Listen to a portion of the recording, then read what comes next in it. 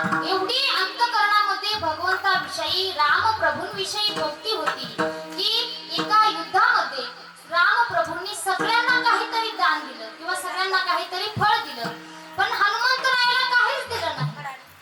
आणि मग हनुमंतरायाने काहीच केलं नाही. हनुमंतराय शांत बसले, पण सीता मातेने सर्व लक्ष देऊन पाहिलं होतं. त्या म्हटल्या, तुम्ही सर्वांना काहीतरी दिलं, मग हनुमंतरायांना का दिलं नाही? ते म्हणाले, त्यांना बाकी काही लागतच नाही, त्यांना फक्त राम प्रभू पाहिजे, दुसरं काहीच लागत नाही. पण सीता माता होत्या, त्या अंतःकरणामध्ये दया होती, उदारता होती, प्रेम होतं. आणि त्यांनी काय केलं, त्यांच्या गळ्यातील जो मोत्याचा हार होता तो काढला आणि हनुमंतरायाला दिला. हनुमंतराय झाडावरून खाली आले, त्यांनी पाहिलं, ते मण्याकडे पाहत पाहत सगळे मणी पाहिले आणि एक एक मणी दगडावरती फोडायला लागले. आता तो एक मणी पृथ्वी मोलाचा होता, एवढी त्याची किंमत होती. आणि तो मणी ते हनुमंतराय दगडावरती फोडत होते. मग सीता मातेला राग आला, म्हटल्या, एवढ्या मोलाचा हार मी तुम्हाला दिला, तुम्ही खुशाल फोडता म्हटले. हनुमंतराय म्हणाले, याच्यामध्ये मी माझा राम प्रभू शोधतो. मग सीता मातेला तर राग आला होता, कारण स्वतःचा हार फुटला होता. त्या म्हणाल्या, याच्यात तर राम आहे का नाही मला माहित नाही, पण तुझ्यात तरी आहे का? आहे ना म्हटले. छाती फाटली आणि सांगितलं,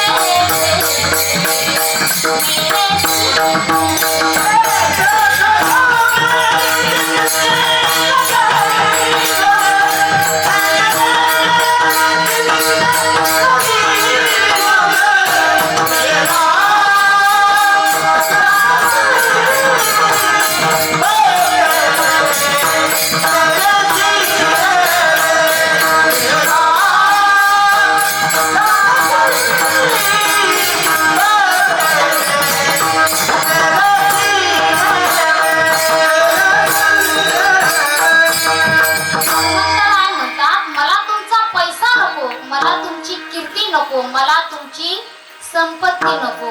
मुझको कीर्ति ना वैभव ना यश चाहिए, नाम की नाम का रस चाहिए. सच्चा आनंद ही ऐसे जीने में, सच्चा आनंद ही ऐसे जीने में. श्री राम जानकी